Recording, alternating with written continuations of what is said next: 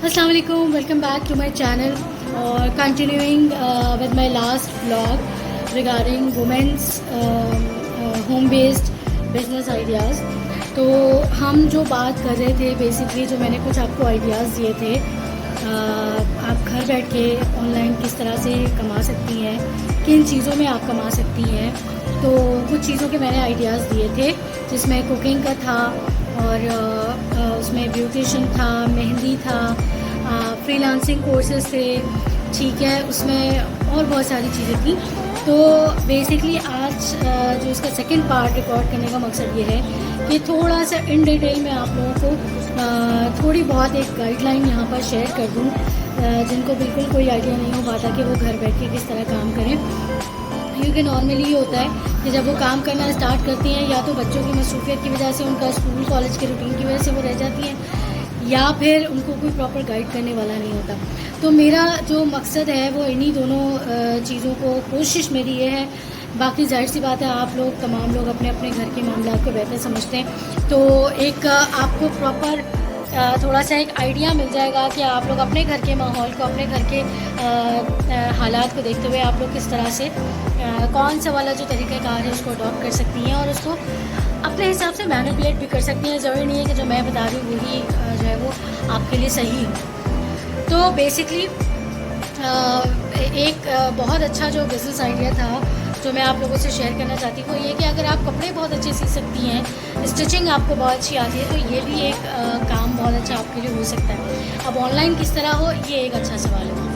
अच्छा देखिए, अगर आप कोई प्रोडक्ट बेचना चाहती हैं ना, फॉर एग्ज़ाम्पल ज्वेलरी हो गई या कपड़े हो गए, उसके लिए रीसेलिंग का जो है वो जो टेक्निक है वो बहुत ही सिंपल और आसान रहती है।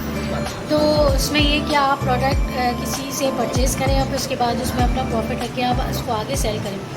देखिए, एक बेसिक चीज़ जो मैं तमाम बिज़नेस स्टार्ट करने से पहले एक बेसिक चीज़ ज़रूर कहूँगी कि रिसर्च और सर्वे ये मेन पार्ट होता है किसी भी काम के बिगिनिंग का, क्योंकि इसमें डिपेंड करता है कि आपकी प्राइसिंग क्या होगी, इसमें डिपेंड करता है आपकी कॉस्टिंग क्या होगी।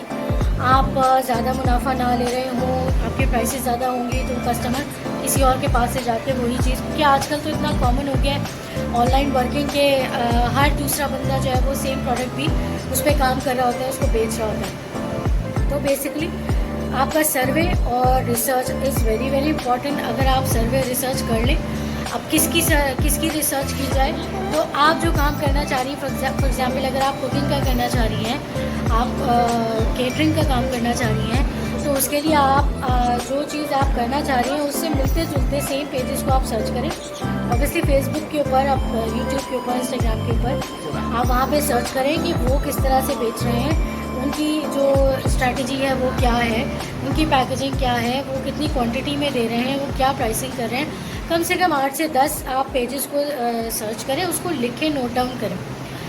आपको रिसर्च में अच्छा खासा टाइम आपका चला जाएगा। जब आप रिसर्च कर लेंगी, आप सारी चीज़ें नोट डाउन कर लेंगी, उसके बाद आप अपना जो पैकेज है, जो भी आप स्ट्रैटेजी है वो आप बनाएंगी, और ये सारी चीज़ें लिख कर होंगी। मेक श्योर कि ये आपके पास कहीं ना कहीं नोट डाउन हुई हो, क्योंकि अगर आप आज देखेंगी और कल आप कुछ और करने जाएंगी, तो आपको ये याद नहीं होगा कि पहले दिन आपने जिन पेजेस को सर्च किया था उनकी क्या चीज़ें आपने देखी थी, तो वो आपको याद ही नहीं होगा, आप भूल चुके होंगे। It's a human nature.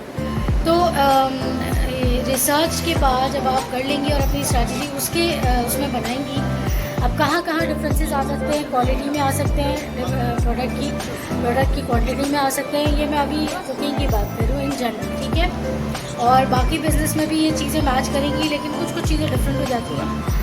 लेकिन जो है वो ये कुछ बेसिक चीज़ें जो मैं बताने लगी हूँ वो तकरीबन हर बिज़नेस में सेम ही देखी जा रही होती हैं, सेम ही डिफरेंसेस, ये इन्हीं एलिमेंट्स के अंदर डिफरेंसेस लोग देखते हैं। वो एलिमेंट्स कौन से हैं? एक तो क्वालिटी ऑफ द प्रोडक्ट हो गई, क्वांटिटी ऑफ द प्रोडक्ट हो गई, प्राइस ऑफ द प्रोडक्ट हो गई, प्लस आपके डिलीवरी टाइम।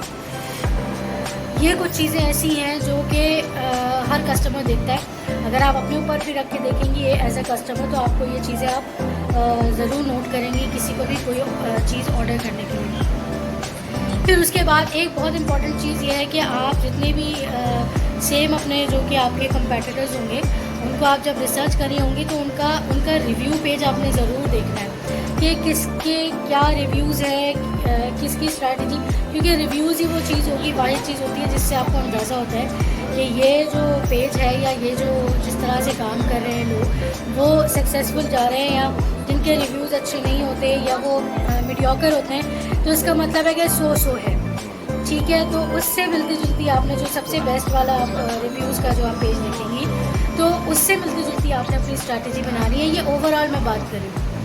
सर्विसेज के अंदर अगर आप आती हैं, सर्विसेज के अंदर आ जाती है ब्यूटिशियन की, फ्रीलांसिंग की, क्वालिटी ऑफ द सर्विस की, और क्वांटिटी ऑफ टाइम, यानी टाइम, कितने टाइम में आप वो सर्विस प्रोवाइड कर रहे हैं। तो ये 3-4 चीज़ें बेसिक है जिसका आपने ख्याल रखना है, उसके बाद अपनी स्ट्रैटेजी बनानी है। अच्छा, अब आ जाते हैं कि आप क्योंकि होम बेस्ड ख़वातीन हैं, हाउस वाइफ्स हैं या मॉम्स हैं, तो अब आप लोग स्ट्रैटेजी भी बना ली, पैकेजिंग भी बना ली, सब चीज़ें कर ली, डिलीवर कैसे करें कस्टमर को। डिलीवर करने का आजकल बहुत सारी ऐसी सर्विसेज जो है वो आ गई हैं कि जैसे बाइकिया है, आप बाइकिया के थ्रू डिलीवर कर सकती हैं।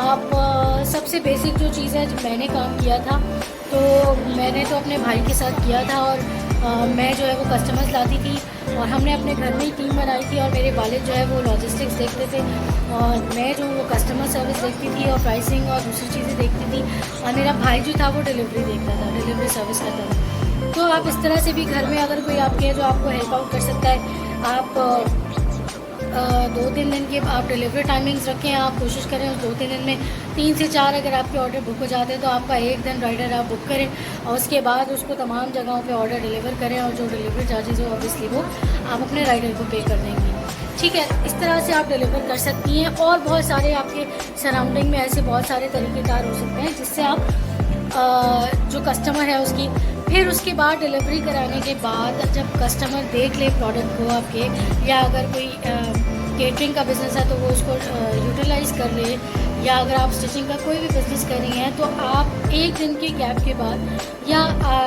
2 दिन के गैप के बाद आपने उससे फ़ीडबैक लेना है। फ़ीडबैक क्यों लेंगे? क्योंकि फ़ीडबैक लेने से ही आपको पता चलेगा कि उसको आपका जो प्रोडक्ट है या आपकी जो सर्विस है वो पसंद आ रही है या नहीं आ रही है। अगर नहीं आ रही है तो फ़ीडबैक लेना इज़ वेरी इंपॉर्टेंट कि कहाँ आपकी सर्विस में और बेहतरी की गुंजाइश है। मैं कमी की का वर्ड इसलिए यूज़ नहीं करती क्योंकि देखिए किसी भी काम में कमी तो हर चीज़ में ही रहती है। मैं ये कहती हूँ कि आप जो कर रहे हैं वो बेहतरीन कर रहे हैं, लेकिन फिर भी हर चीज़ में कहीं ना कहीं बेहतरी, मज़ीद बेहतरी की गुंजाइश रहती है। तो थिंक पॉजिटिव, बी पॉजिटिव, तो ये वो वाला मामला है। तो बेसिकली ये छोटी छोटी टिप्स थी, और इस तरह के काम आप घर बैठ के बहुत आराम से कर सकती हैं। अगर आप स्टिचिंग की मैं ख़ास तौर पे बात करूँ, स्टिचिंग का काम कर रही हैं, तो आप सबसे पहले जितने भी आपके सोशल फोरम्स हैं, ग्रुप्स हैं, उनको ज्वाइन करें जहाँ पे लेडीज़ ज़्यादा हों। आप कोशिश करें आपके शहर की हों, आपके लोकेलिटी की हों। बेस्ट चीज़ ये होती है कि आपके व्हाट्सएप ग्रुप आप बनाएं जो आपके रिलेटिव्स हैं, आपके सराउंडिंग्स हैं, आपके पड़ोसी हैं, आपके बराबर वाले हैं, ऊपर वाले हैं, नीचे वाले हैं, सबका व्हाट्सएप ग्रुप बनाएं। उसमें एक छोटा सा ऐड बना के, ऐड भी नहीं बना सकते वैसे तो, अब बहुत सारी एप्लीकेशंस आ गई हैं। आप प्ले स्टोर में जाकर सर्च करेंगे तो आपको ऐसे बहुत सारे पोस्टर्स के आपको एप्लीकेशंस मिल जाएंगे। आप अच्छा सा अट्रैक्टिव सा आप एक पोस्टर बनाएं, उसमें अपने कॉन्टैक्ट डिटेल्स हैं, उसमें आपने सर्विसेज लिखें और उसको आप सर्कुलेट करना शुरू करें। लोग खुद आपसे क्यूरीज़ करेंगे, आपको क्यूरीज़ देंगे, आपसे पूछेंगे, और फिर खुद से आपको जो है वो आपके पास सर्विसेज लेने के लिए आएंगे। तो दिस इज़ हाउ आप लोग, इज़ जस्ट दैट कि आपने बिस्मिल्लाह कैसे करनी है, कॉन्फिडेंस को लूज़ नहीं करना, पॉजिटिव सोचना है, क्योंकि हर जो भी काम आप शुरू करते हैं उसमें आपको मेहनत बहुत लगती है और सब्र बहुत चाहिए होता है, पेशेंस बहुत चाहिए होता है, क्योंकि कोई भी काम जो है ना वो फ़ौरन से आंख बंद करते ही ओवरनाइट जो है वो नहीं सेटल होता है। कभी कभी आपको 6 महीने लगते हैं, कभी कभी आपको साल लगते हैं, और कभी कभी 5 साल भी लगते हैं, डिपेंडिंग कि आप किस नेचर का आप बिज़नेस जो है वो अडॉप्ट कर रहे हैं। अगर आप कोई छोटा बिज़नेस कर रहे हैं तो आप उसी लेवल पे उसकी मार्केटिंग, क्योंकि देखिए बेसिक चीज़ आपकी क्या है, मार्केटिंग, और मार्केटिंग का जो सबसे स्ट्रॉन्ग टूल होता है that is word of mouth. अगर आपने 3 से 4 कस्टमर्स को अपनी कोई सर्विस दे दी है, उनके आप रिव्यूज़ लें, उनके आपके वॉइस नोट्स आप उनसे मनवाएं, उनके आप वीडियो मैसेजेस मनवाएं, और कि जो है वो आपकी सर्विसेज को बयान करें, उसको यूटिलाइज़ करते हुए अपने सोशल मीडिया के फोरम्स पर आप अपनी जो है वो प्रोडक्ट को मार्केटिंग करें। मार्केटिंग का जो मैंने आपको बताया स्ट्रॉन्ग टूल है वर्ड ऑफ माउथ। जबकि बंदा, क्योंकि वर्ड ऑफ माउथ में क्या होता है, हर वो बंदा आपको अपना एक्सपीरियंस बताता है जो आपकी सर्विस ले चुका होता है। या आपका प्रोडक्ट वो यूज़ कर चुका होता है। आप रिटर्न में अगर लेंगे तो कोई भी आंख बंद करके आपको लिख के दे देगा, बेशक अब उसका कोई प्रूफ नहीं है कि वो उसने आपकी सर्विस या प्रोडक्ट यूज़ किया है या नहीं किया। लेकिन वर्ड ऑफ माउथ में क्या होता है कि अपना बंदा जो वो बता रहा होता है, उसका बताने का अंदाज़, उसके वर्ड्स का सिलेक्शन और उसका जो एक्साइटमेंट होती है वो खुद ही आपको बता देती है कि वो आपके प्रोडक्ट से, आपकी सर्विस से कितना सेटिस्फाइड है। तो ये कुछ बेसिक चीज़ें थी।